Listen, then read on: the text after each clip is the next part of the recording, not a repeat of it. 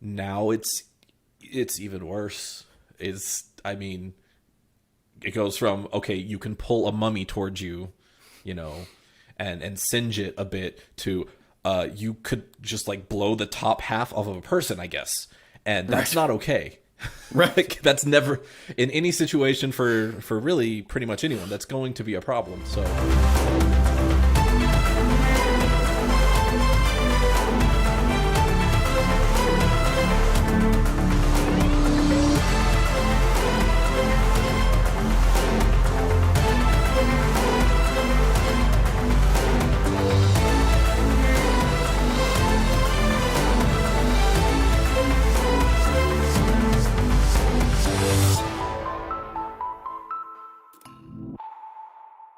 Hello, and welcome to Khyber Shards, a D&D 5th edition actual play show set in the Eberron campaign world. I'm Philip. I'm RA. And it's another Friday Q&A. So we're going to be talking with RA about Esri, and about, not mostly based on our questions, a bit much about this particular last episode, but just about the recent developments and happenings with the group. Before we get in, I just wanted to offer the obligatory social media plug. If you want to get in touch with us, you can find us on all the various social medias at The Geek Pantheon. We definitely appreciate likes and hitting the subscribe button and giving us a comment down below. If you'd like to let us know what you'd like to see, or if you have questions that you'd like to see on the next one of these Friday episodes, you can put them in the comments down below. You can also join our Discord, which is the link to which is in the description of this video, where you can join others in discussing Khyber Shards and other Geek Pantheon stuff, as well as just general nerdiness, and get questions in that we will, assuming we have time, take on the air. We have a lot of questions today, so we've, for the first time, started hitting that point at which it's hard to get through them all, but I think we will try to today. And if you would like to support what we're doing, we also have a Patreon, patreon.com/thegeekpantheon. In the meantime, let's get into it. So I want to ask my usual question. Since last we've talked with recent developments, is anything about Esri surprising you that you're learning? when was the last time we talked? Man, I'm trying to remember what the context was last time. It was around the Treehouse episode, I think. Yeah, so I mean, this is going to be probably relevant multiple times this session. That even though that was, what are we, 14 episodes in, I think, was the recent one, and we've recorded a couple more since, a couple more than that even. We're only, I think, we're like on day 4. Yeah. And not like the 4th day we've played, like literally 4 consecutive days into the campaign.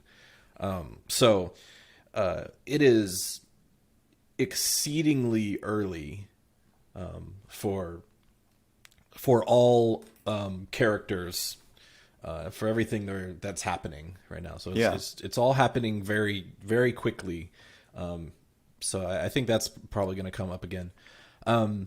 Nothing new that has surprised me really about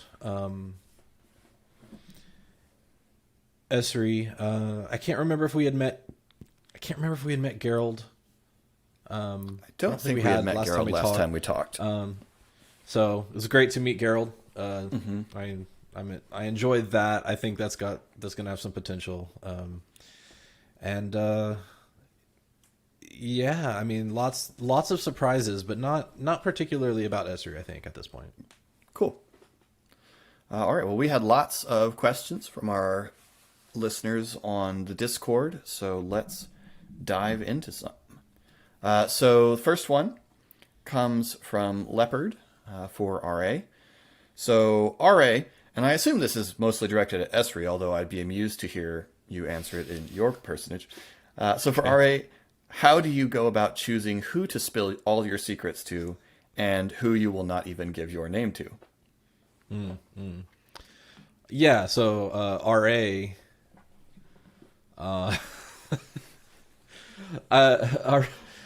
the answers are fairly similar. There are very few people who I was get going to say, secrets. I think that's not that different. Okay, so Esri. I mean, it's an easy, simple answer for him. The only people in his life that get secrets, in so much that he has. I mean, I guess the secrets at large, but are the people who already know his main secret. Yeah. Ari, Shade, and Pog. Those are the only people in his life that he feels comfortable sharing anything with, really. Geralt knows his name, but and not that we've covered this in game, but I don't know that it would come up. Geralt doesn't know where he lives, or if he does, it's not because Ezri told him. Right. Geralt's not that. I'm making a lot of assumptions here, but Geralt's not that type of person. He's not gonna. He knows who he's dealing with. They know who each other's dealing with, so they're not gonna pry into each other's life outside of whatever business arrangement they have. That's not. Yeah, I think the nature of those two characters' relationship is such that Geralt doesn't want to know where Esri lives any more than he would want Esri to know where he lives. Like, this is not relevant to their working relationship. And there's a sense in which the less they know, the better. Yeah, absolutely. And he doesn't know about Esri's group. Esri brought up bringing Shade into, take over some of his work. But I don't. It's not super fresh in my mind, but I'm pretty sure he didn't name drop Shade or even say. I don't think so. Yeah, I think it was very circumspect. It was very like, I know a person, and they would need some training. Like, I think that's what he gave there. So, as for who he's comfortable giving, even his name to, pretty much no one. That's largely a very, very, everything about him he thinks is a need to know basis, and there's just almost no one who needs to know. Yeah. And that's the way he would like it to be. Yeah. So I assume that was directed at the fact that in the conversation with Tommel, Esri didn't deny the treehouse once it was brought up. Was that a Tommel's a weird case sort of thing? So, the real secret Esri has, Tommel knows. Like, this is not a stranger. This was someone who was, if not a friend, at least a friendly face. Someone trusted from before, who they very much thought was dead. Yeah. And now isn't, and also doesn't. Again, we sort of made this up on the fly, but it doesn't seem to be the same person. And he confirmed that in a lot of ways. And so there was probably a little more openness, just because like most of what Esri has to hide, Tommel already knows. Right. And he was very upset that Tommel was able to find them so easily. And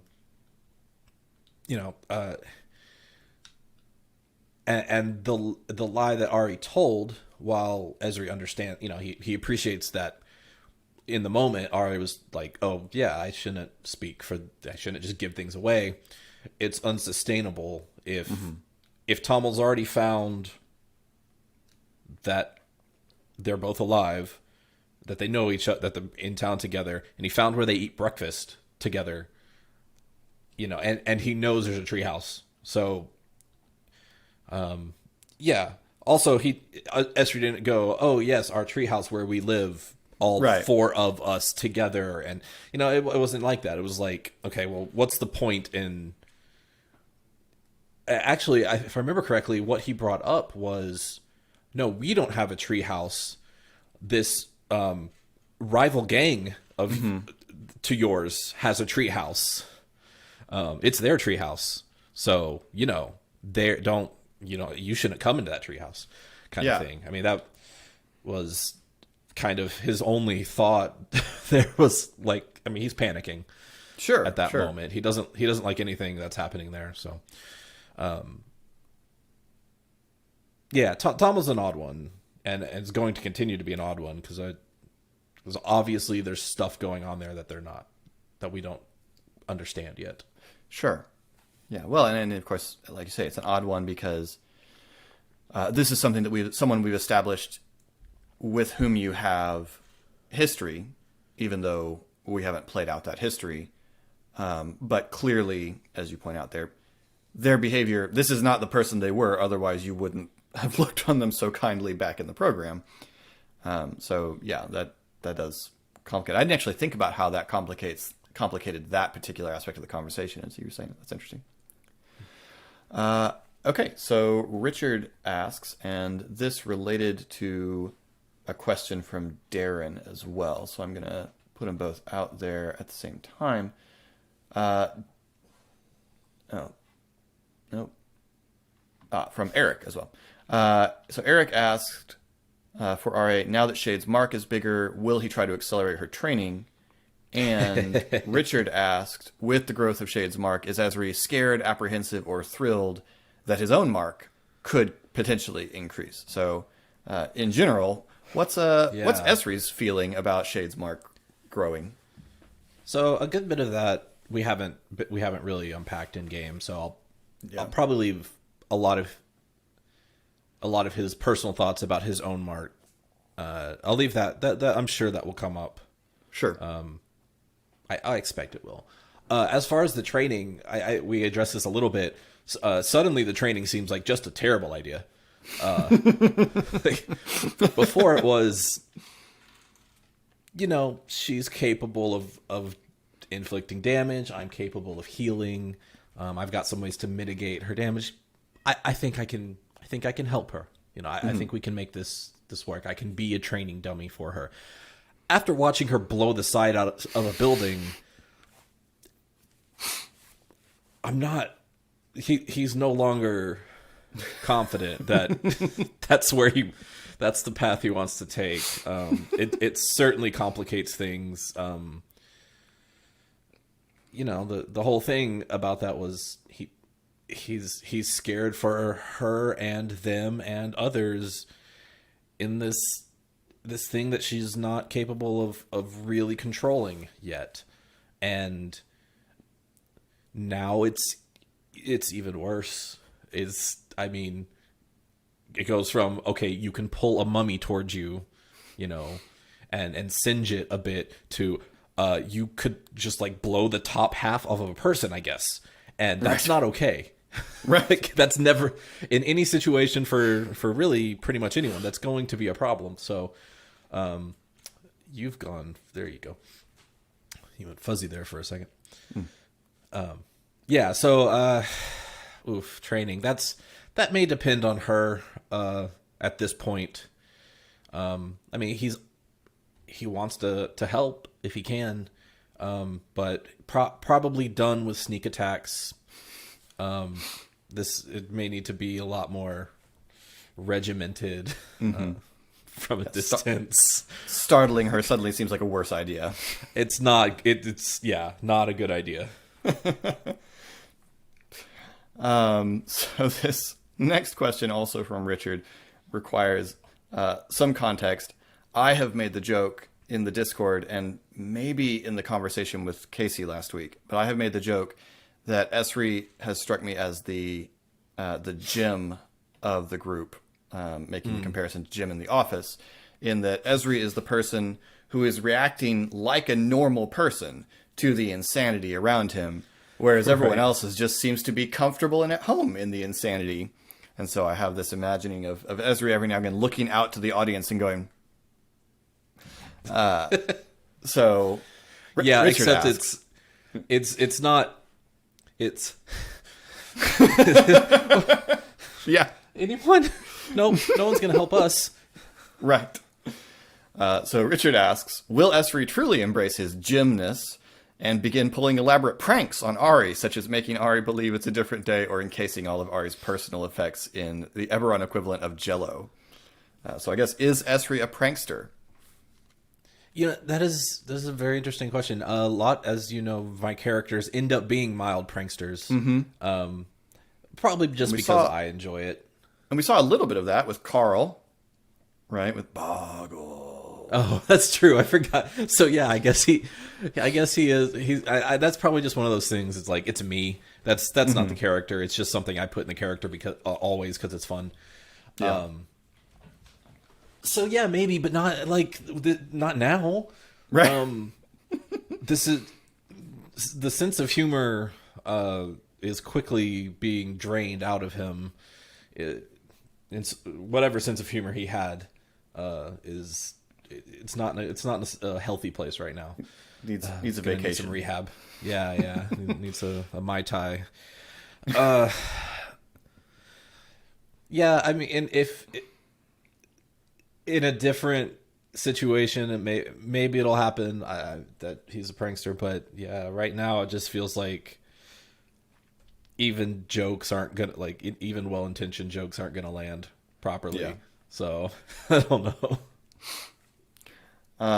And Richard asked, I said, this may have been covered in an early Q&A. I think we addressed this, but I don't know if we went into much detail. But could you elaborate on the Kalashtar and their relationship with the quarry and provide some insight into Esri's relationship with his own spirit?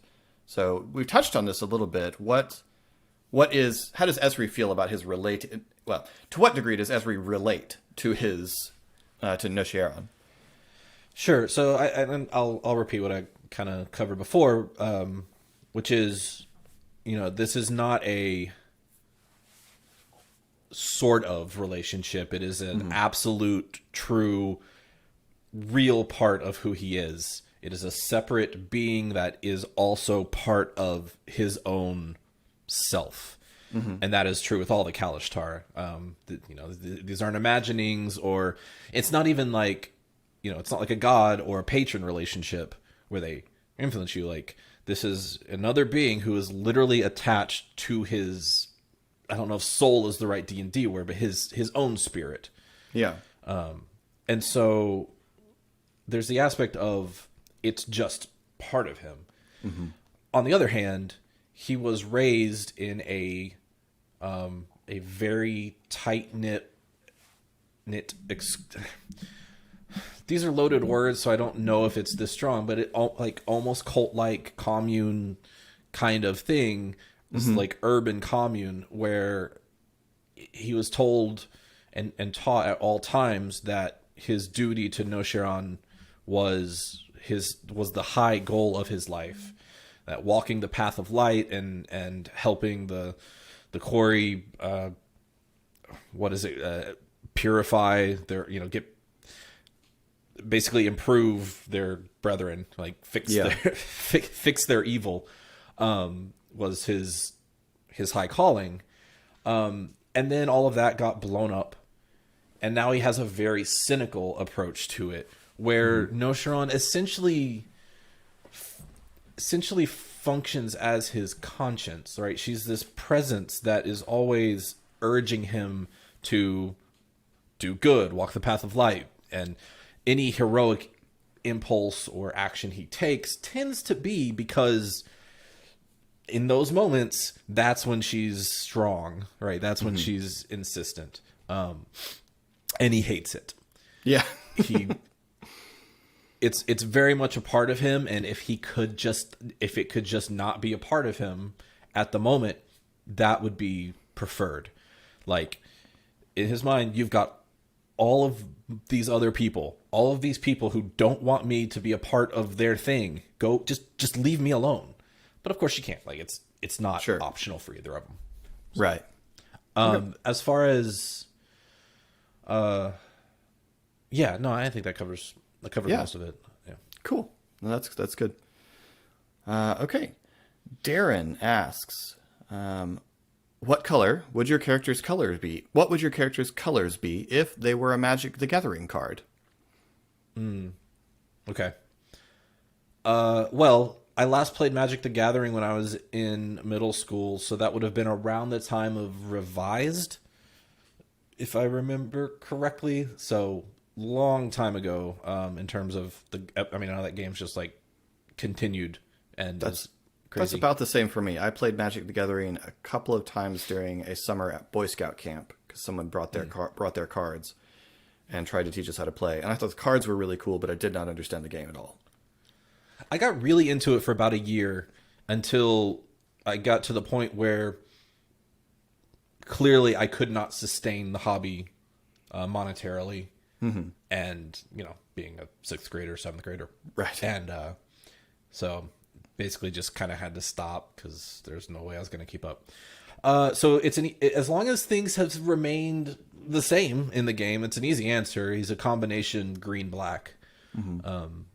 So he's obviously he's a druid, and he's very in tune with life, but he's also interested in necromancy and the transition to death and all that stuff. So yeah, I think he's definitely a black-green.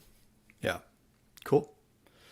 Mia, who we want to call out as the wonderful person who hosts a weekly watch party for our show on Monday nights. Hey, hold on. On her Discord. I have an idea. So most of the time, Casey and I haven't been available on Monday, but we've been injured. So our recent normal Monday night activity has been something we can't do. So we got to participate, come to the last couple. I thought, and I think this would be a great idea. Maybe she doesn't want to do this, but she's a streamer, right? So like, I thought she was going to be like on there reacting, as part of it. So, if you want to get on there and like actually, do like Mystery Science Theater 3000 this while you watch. Oh man, I'd love to see some like actual facial reactions from people while they watch. That would be hilarious. MST3K, Khyber Shards. That will be how we know we've made it when people are making parodies, or when people are parodying us in some way. Yeah. We get an unbridled rage for an episode. Yeah. That'll be great. So yes. So Mia asks, first one from Shiv. What does RA think? Shiv is her husband. Oh, okay. She was passing a question along for him. Gotcha. What does RA think is Esri's specific skill set in combat? Damage? Healing?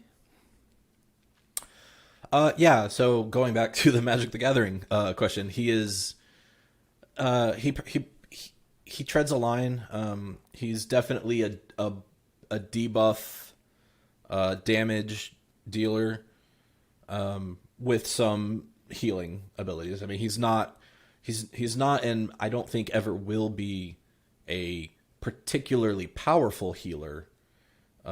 But he has abilities to, keep people from dying, basically. And yeah, most of what he focuses on is that, some crowd control, some debuff, and then a good bit of magic damage. Mm-hmm. We haven't had a whole lot of combat to refine that. Our combats have been fairly short so far. So we'll see how that evolves. I've never played a caster like this above 3rd level, I think. So once we get into like the full expanded, I guess not spell book for a druid, but spell range, who knows? But definitely he's really our group is about the damage. That's our true. Fights may just continue to be quick because we're either going to be down or victorious. Yeah. And then from Mia herself, how does RA feel about playing a character with a contentious relationship with other characters? I'm fine with it. Mm-hmm. I enjoy it.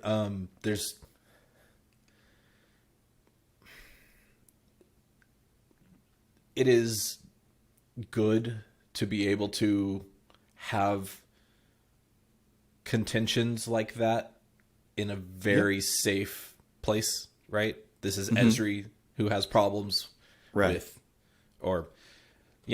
other characters, not RA who has problems. So it's therapeutic in that way. And it's interesting. Conflict is story. I'm not necessarily aiming for it, Right. It's not like I'm sitting there trying to antagonize. How can I antagonize Ari today? But there's a lot of it's just coming naturally out of the way these characters look at the world differently, and that makes sense. Like it. Why in the world would like extraordinary things be suddenly happening to a group of people, and everyone's just like forming like Voltron? Right? Why would we be to that place? I mean, maybe had we actually finished our training and we're an operational unit with experience, that would make sense. We weren't that. So, I'm fine with it. I obviously don't want it to always be just contentious. Right. Yeah. All right. Laura asks, does Esri still think that Soren didn't mean to sell, I think this means intend to, as opposed to do it by an accident, didn't mean to sell them out? Does he have any theories on what was happening instead? This may also be one of those things where you only want to partially answer. I don't know. I think I can answer this because it's been hinted at. I mean, it has come up directly. We just haven't really, like, as a group, sat down and talked about it, because basically everyone has their opinion, and I mean, we all have the same information, so he doesn't have any theories because he has nothing to base a theory on. That no one they all have the same. They all had the same lens on what happened. But he certainly wants to think good of Soren, and it's just not straightforward to him that what Soren was doing was what everyone else or like was leading them to was what was happening to everyone else. I mean, Soren, if I remember correctly, was not over just them. Soren was a bigger wig and had other responsibilities. Why would he be leading them personally to liquidation? If I want to use the euphemism. That's what's in his mind. And it's not that he's certain of anything, but he thinks basically he thinks it's unreasonable to be certain of what Soren's intentions were, and he would very much like to think good of Soren. Soren was potentially one person who, despite what Tommel said, didn't actually only think of Esri as his mark. Right? Esri feels like he may have seen something extraordinary in him that wasn't just his mark. So yeah, cool. All right, so we have a bunch of questions from Marvel. I'm going to ask them slightly out of order because I think it'll flow better in this order. Marvel. So I haven't seen that username. He's a relatively new member of our Discord. Okay. I say they. I actually don't know. First, the same question that I asked Pog. Is there a point at which Esri would decide to leave the group, whether for their safety or for his own? And would he have a hard time leaving any of them in particular behind?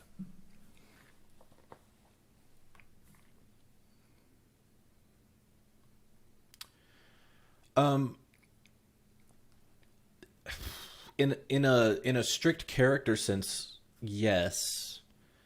But metagaming, no. Right. Because you do have to contrive to some extent. We agreed beforehand. We have decided as a group to stick together, and we have our reasons for sticking together. So, yes, I was certainly, if there's plenty of things that could convince Esri that it no longer makes sense for him to be here.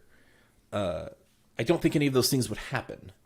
Yeah. And if anything, he would.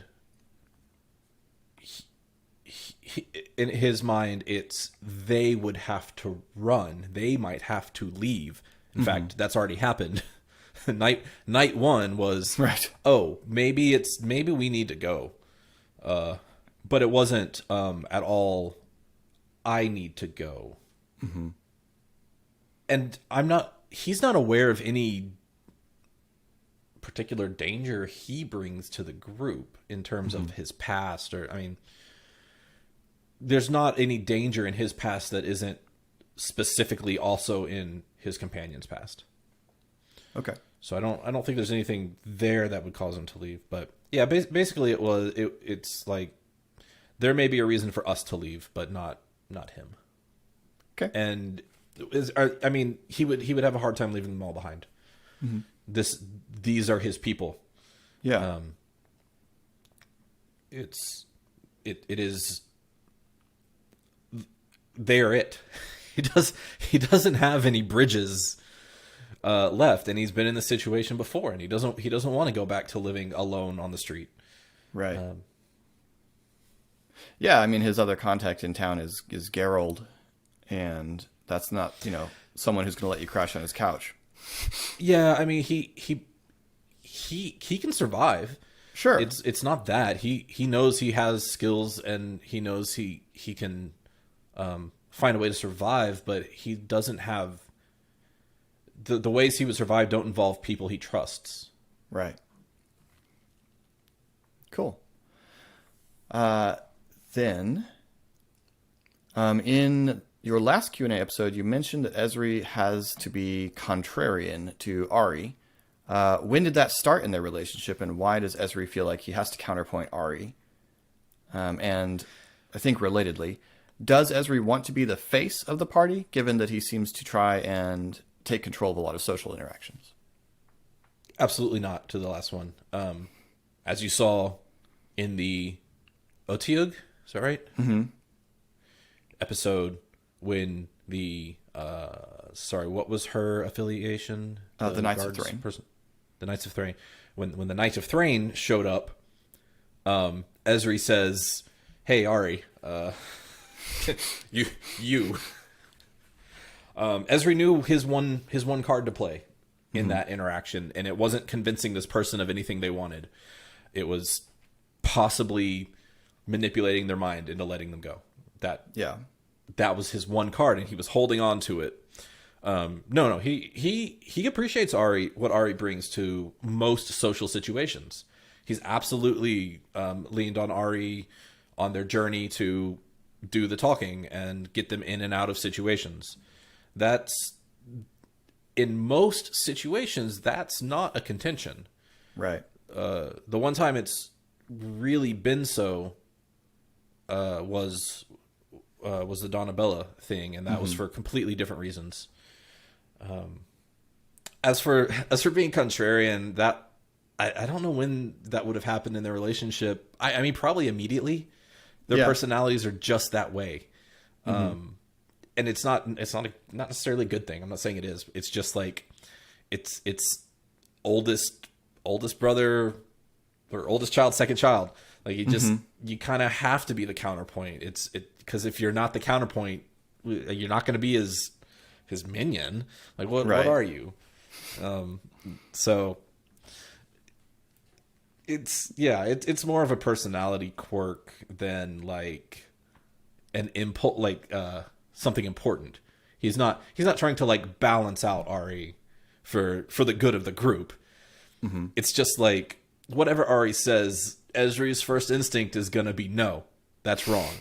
And then okay, well maybe it's not wrong. I think we see that goes both ways. I really enjoyed because I didn't see it coming when when Ari was talking to Pog a couple of episodes back, and says, "This is going to be hard to say. Ezri might not be completely wrong." Like that was just very well delivered. But I think you get that goes both ways. It's not just Ezri being contrarian to Ari. It's also Ari being contrarian to Ezri, which I think we've seen play out in a lot of situations. Just to be clear, behind the scenes, completely organic. Yeah. This was not planned, or even not planned, nor even like talked about or thought. Like it just kind of happened through conversations, and who we thought our characters were. So Yeah. Yeah, that's an interesting point to point out, is that you guys saw our session 0. So there were no conversations about character relationships before we started recording, other than you guys know each other and you guys trust each other. And that was more or less the extent of what I imposed, and everything else has just been developed through play, which has been fun. Related to that question, also from Marwell, is there something that happened prior to the campaign that caused Esri to have a lack of faith in the other PCs in terms of safety, presumably, or is that a recent development? Is that a product of the, as you point out, very strange last 4 days? yeah, absolutely. No, they have been living in town in this city for more than a year. Yeah. Without any of these things happening, and Esri has been quite content with their life up until this point. Maybe not the most ambitious life, and sure, there are like unresolved things from his past that could have gone better, but they're more than just comfortable, or I mean, they're more than just surviving. They're in fact a little bit comfortable. Esri doesn't have really anyone telling him what he has to do, and he gets to spend most of his time out in the jungle by himself looking for plants. Like it's about as good as he can imagine his life being at this point. Mm-hmm. And there wasn't a need to how was it phrased? About their safety? Yeah. Distrust he their... has a lack of faith in other PCs, the other PCs about their terms of safety. I think if anything, the problem is he's completely had faith in his group to keep each other safe. And those probably unspoken rules about all of this are suddenly just being broken all over the place, and there's panic. So I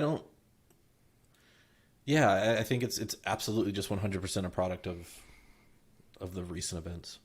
Yeah, no, and that makes sense. This has been, as we point out, a bizarre set of 4 days after a year of relative calm, and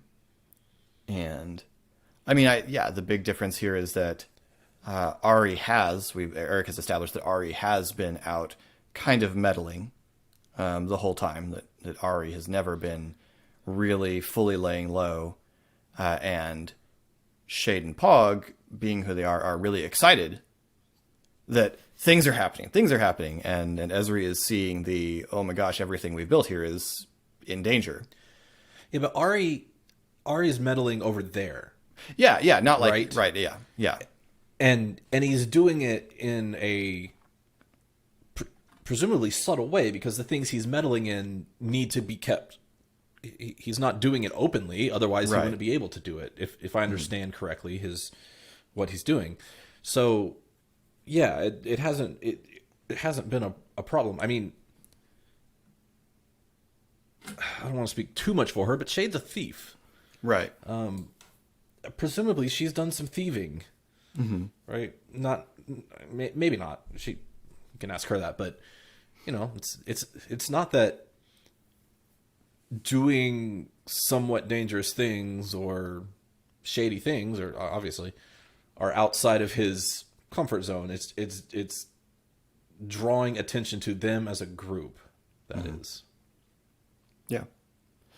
And then last question for you from Marwell.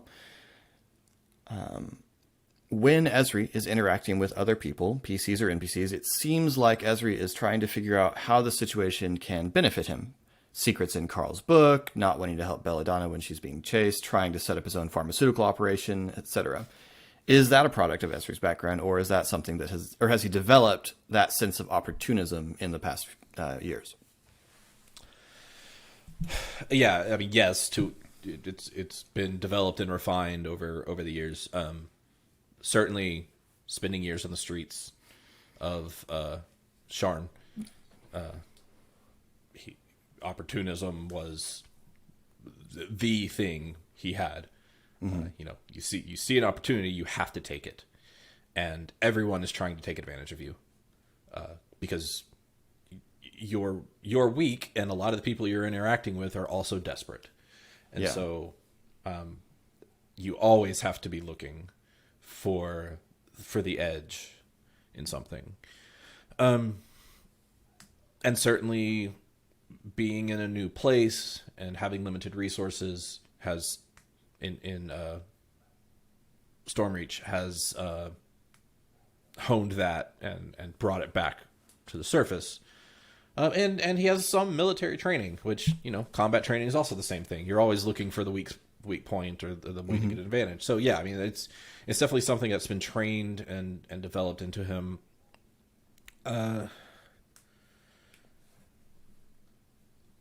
What was the last part of that question? That was the first part. The first part. Yeah, I mean, it's very true. Yeah. It's absolutely something I'm doing intentionally. He is definitely looking for certainly what's best for Esri is very high on his list of priorities. That's no secret. I think. Mm-hmm. All right. Irene, who acknowledges that she is super behind on episodes, wants to know. We'll see in a few weeks. What do you think about playing D&D for an audience? Do you find yourself making different choices as a player than you would if you were just playing at the table?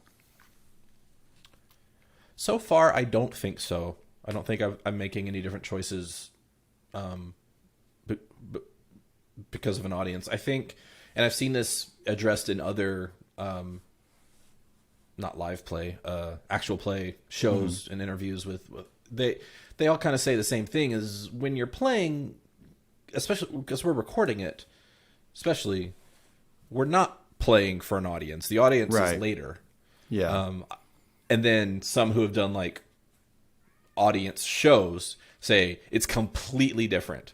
Once there's an audience in the room and you get the actual reactions from them, suddenly you can't help but play to that in some way. Yeah. Right. It's just like unavoidable. So I don't think it's changed play styles. It's changed a few things in just etiquette, and like right now I have a ring light here, and if it's not as easy for me to just like get up and go get a snack in the middle of a game. Like it would be weird for the most part if just like someone disappears and comes back. Like, and it is also like, okay, guys, can we wait for a second?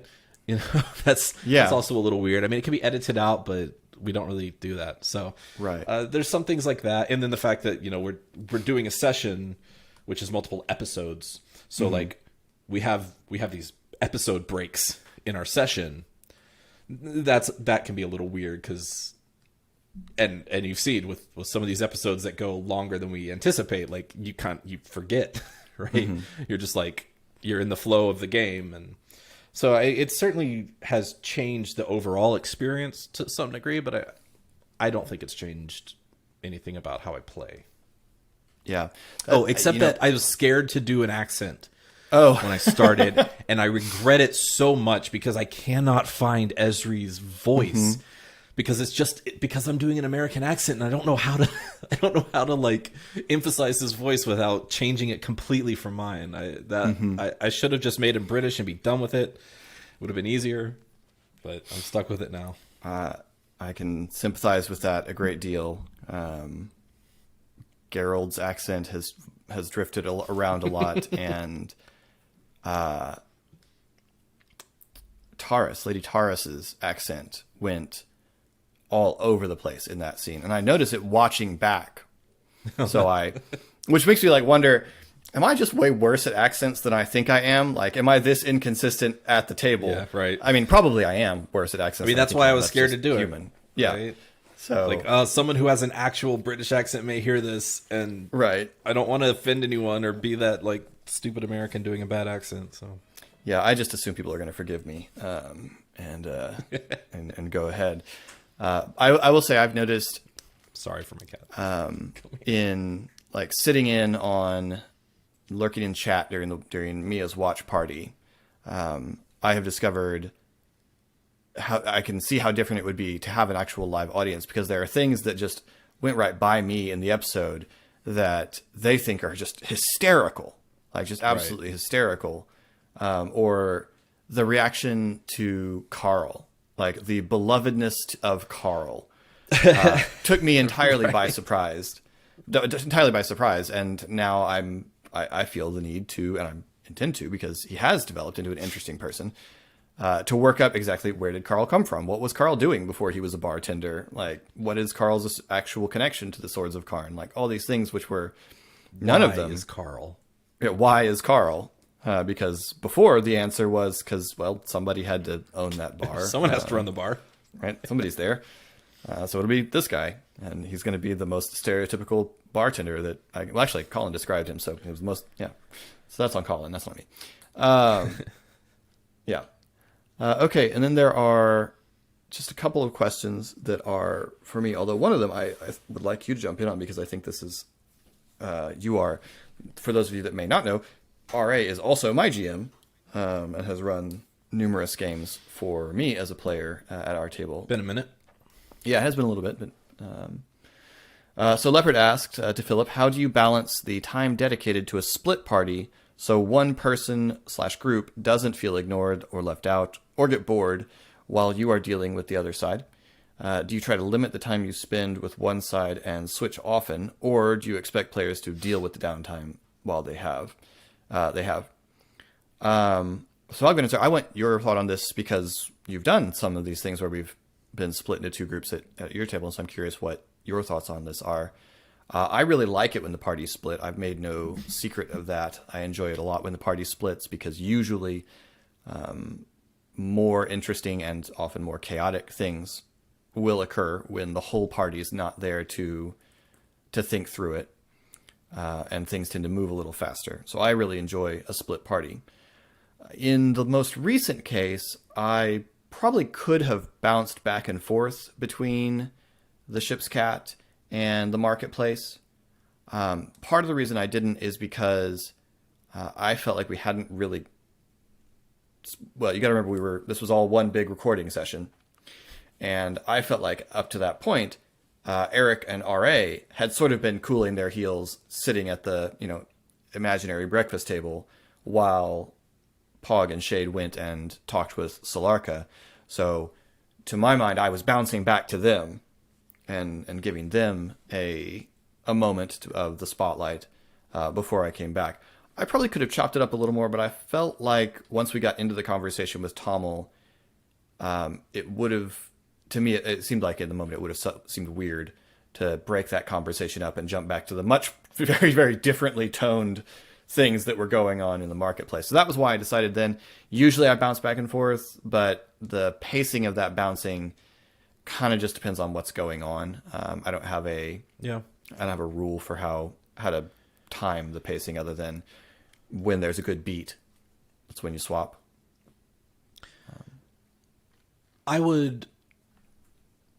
The only rule I can think of is, did they split themselves or did I split them? Mm-hmm. So if I set up a situation where they needed to split, or they felt like they needed to split, then I see it's more on me to make sure I'm keeping the pace for everyone. If they split themselves, well, okay, I'm going to do my best, but if you didn't, if you wanted to be involved in every conversation, don't split. So we'll just go with whatever's happening in the game. I do think that it's probably more of a advanced player kind of thing. Yeah. To be okay with not being part of every conversation, and to understand that there are things your character doesn't know, right? That these things are happening over here, and even though you hear all of it, your character doesn't know what's going on. So honestly, I think the splitting requires a lot more of the players than the GM. Yeah. I mean, just being able to sit there and observe and not inject yourself as much as possible. Even if it's not like a split party kind of thing, but where, you need a character, or a character needs to have a private conversation, or a dream sequence, or any sort of thing where, that's this character's moment and it doesn't actually involve everyone. Yeah. That's something that maybe a first-time player might not understand and might be a little miffed about, but as you play a little more, you get more comfortable with that, and it's more natural. Like, there's no reason for people, in our case, would just like be together at all times. It just wouldn't happen that way. Yeah. And then Marvel asked, crossover question for Eberron Reviewed and Khyber Shards for Eric/Philip, respectively. When you're running a game with a PC who doesn't seem invested in the adventure you're telling, not a player, but their character, how do you create plot hooks to try and draw them into the campaign? Have you ever had to handle a situation in a home game where a PC left the campaign because they just don't fit in with the rest of the party story? So my answer, and I'm curious what yours is, because I know we were a hassle in going out of the adventure you were working from, that you were building our campaign out of. I know we were, or I felt like, maybe I just felt that way, but I felt like in Last Parsec, the game you ran for us, we were like herding cats sometimes. But for me in this context, and I have run lots of different styles of D&D game. The one I have found I like the best, and I think the one that solves the potentiality of this problem, because I don't think that's what's happening in Khyber Shards, for the record. I don't think I have a character who's not invested in the story that I'm telling, and I don't think my character in Eberron Renewed is not invested, but I'll talk about that in Eberron Reviewed, why I think that. But I think it's a perfectly good question, because I can totally see how it looks that way, and I'm interested to address it. The reason I don't feel that way is because I don't see myself as telling a story. I try, and I fail sometimes, but I try to make this something where we are telling a story. A lot of the things that have happened, I mean, to be real honest, the end of this little 3-episode set ends with a story beat that was the second story beat I planned. The first story beat I planned was the incident with the mummy and the incident with Donabella. That was the first story beat I planned.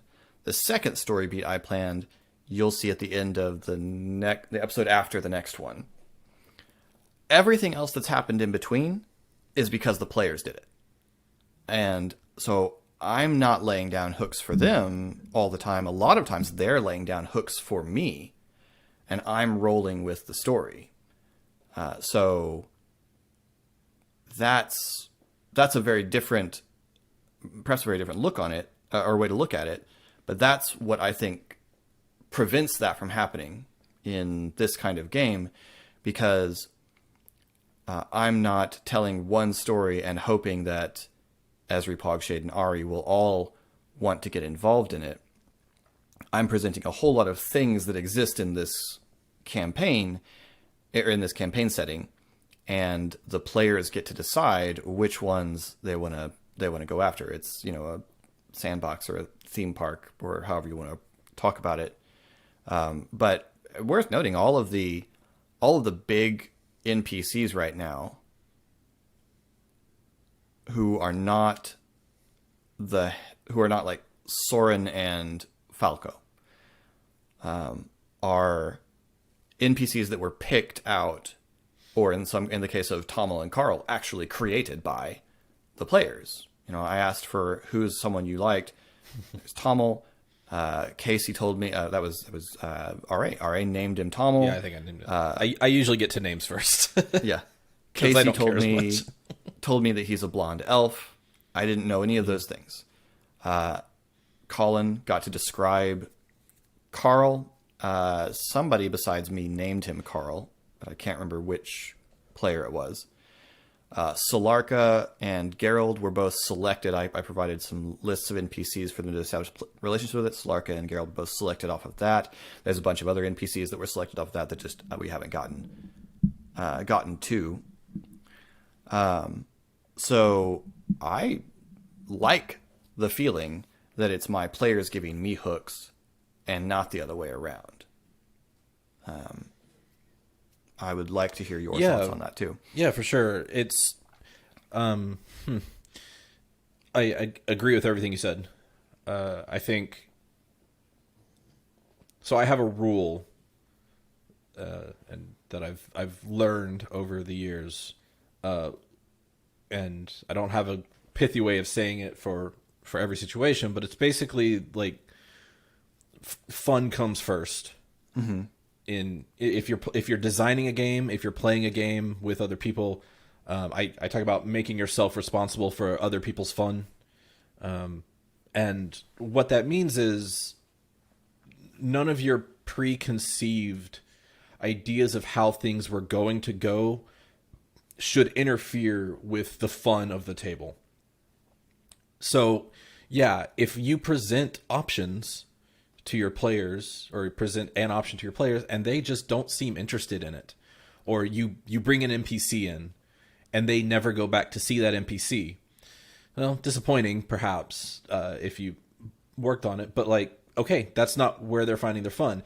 This guy that you improv'd, and I've heard other GMs talk about this, like, well, there's a famous GM out there on the internet who has some absolutely amazing NPCs, and almost all of them were on the spot improvs, people he didn't plan, and for whatever reason the improv characters just become beloved. And maybe it's because they're a little more real, because they're improv, they're not planned people, right? Mari, I'm not that famous.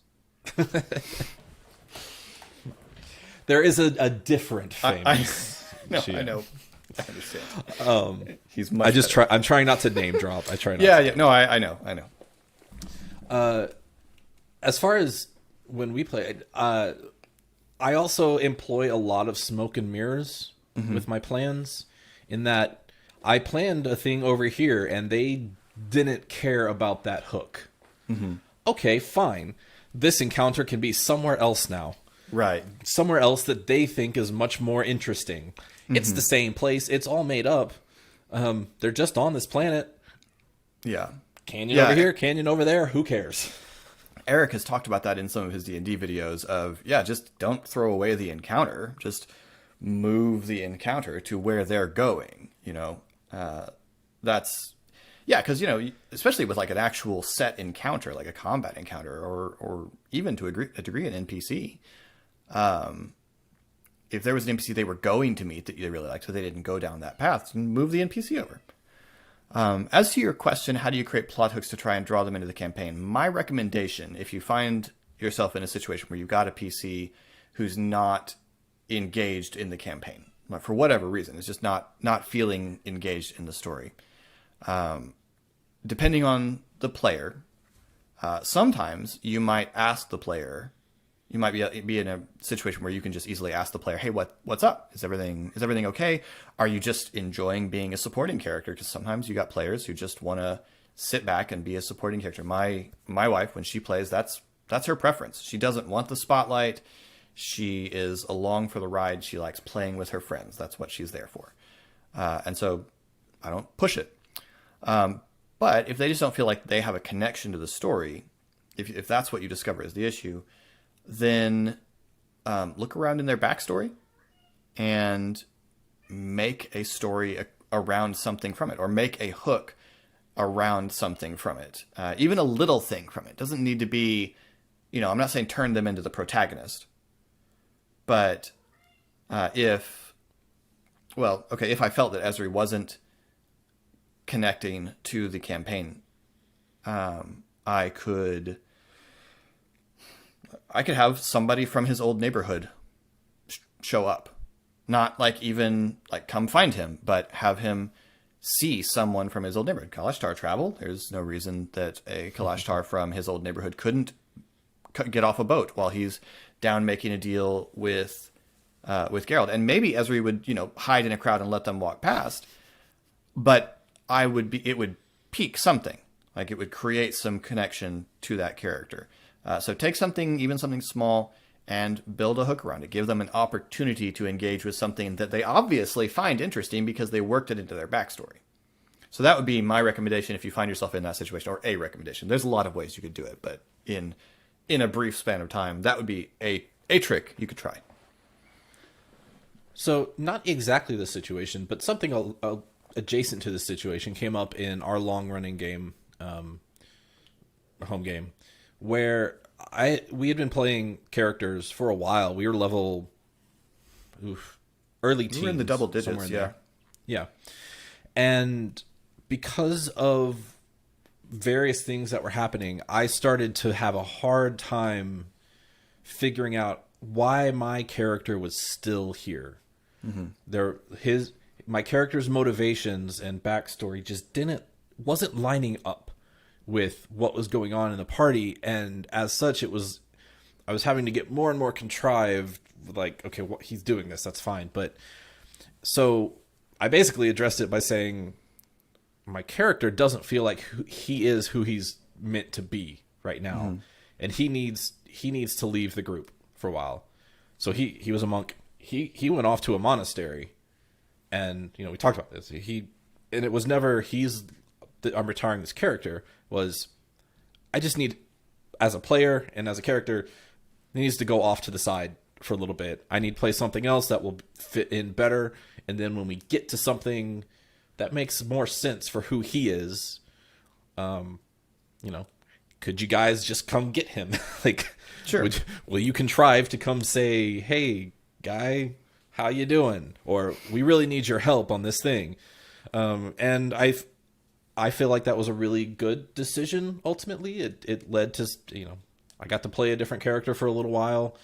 And I got to reset this other character and give him, he got another mentor and who kind of was allowed to push him in a different direction and give him some actual reason for playing, for engaging back in the story in a meaningful way to that character. So I think there's more intervention ways to go about it as well. Yeah. And so presumably, because this has probably some relevance to Esri, let me address that real quick. RA, the player, is very much aware that Esri is going to be an adventurer. I've created the character and playing in this campaign to be an adventurer. That will happen. Esri doesn't know that, and Esri doesn't want that at the moment. That's not been his goal, and so neither he nor I know exactly how that's going to come about. But Philip and I and the other group, we're all aware that I am playing a character who is averse to the action in the short term. And that only works really because the rest of the characters aren't. Mm-hmm. If there was another character who was also being averse to the action, I would probably have switched already. Mm-hmm. I probably would have pulled that out of Esri. But it's just part of the story right now. As I said, it's been 4 days. Yeah. It doesn't make sense for any of them to be changing their whole outlook on life and the world yet. Mm-hmm. There's going to be plenty of coming to terms with things, and I'm sure, as is the start of a lot of hero's journey stories, he's going to be and have been pulled into situations that they didn't intend. Yeah. Certainly a lot of campaigns start with a group being hired in a tavern to go do an adventuring thing because they want to be adventurers. It's a fine way to start.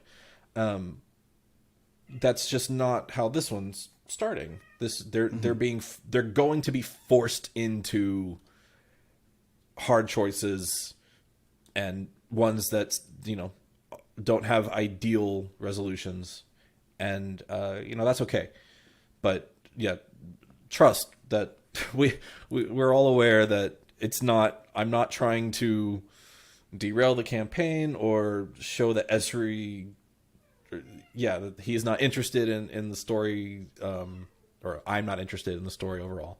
It's just where Esri is at the beginning. Yeah. And credit to the people around me who are allowing me to make that choice. It is an odd one. Absolutely. Again, every advice I give is like, if you're a beginner, because I've played a lot, I haven't, I've got 7 years almost now. So maybe I keep thinking I only got a couple of years, but no, if you're starting out with a group that you don't, of people you don't know how to play with yet, or you're just playing for the first time, don't make this choice. Just play a character with clear motivation. I have a character in another game. It's the first character I've ever had who has like clear motivations and reasons for getting involved in things, and it's like, oh yeah, this makes it so much easier. I absolutely recommend it. Play a paladin whose god is the god of glory, and you're set to go. This is more nuanced, and I hope I pull it off, but yeah, it's intentional. Well, and I think we'll see all of the characters have to come to terms with their immediate reaction to adventure falling on top of them. Because, we look at Shade, and so far there was something in an episode, and I think it's already been released. There's some moment where Shade says something about her mark and is like, it protects me, it takes care of me. That was when we were training. Yeah, because every time she's lost control, it's worked out. That's how Shade sees it. Right. But eventually there's going to be inevitably a moment where she loses control and it does not work out. Like, she loses control in a situation where it's real inconvenient. Or Pog tells the truth in a situation where the truth is not going to be beneficial. Or I guess we kind of saw Ari find himself trapped by his attempts to deceive in recent episodes, so maybe it's caught up with Ari. Yeah, he did. He came out and said that, right? Yeah, I've learned some life lessons recently about telling the truth. Mm-hmm. Yeah, but yeah, the reluctance at the start is classic hero's journey, right? And then your aunt and uncle Lars get murdered by stormtroopers, and so you go. That's Aunt Beru. Yeah, but that was their last name, right? It's Lars. That's the last name. Owen and Beru Lars. Oh yeah, I don't remember the last name. I think it's Owen and Beru Lars. Eric will tell us if we're wrong, as will probably. I look forward to it. But Eric will see this before anyone else and tell us if we're wrong. So, anyway, we very much hope you have enjoyed this giant-sized Friday extra. We had a lot of questions, and they were interesting questions, so I wanted to get through them. And this has been an interesting conversation. And I just realized that we're over an hour. So, I hope you've enjoyed this. Hope this has. Well, if you're still watching at this point, it's presumably been interesting to you, and we appreciate that. So give us a like, give us a subscribe, a comment down below, and if you want to chat with us, you can. If you don't like it at this point, please stop hurting yourself. That's fair. That's fair.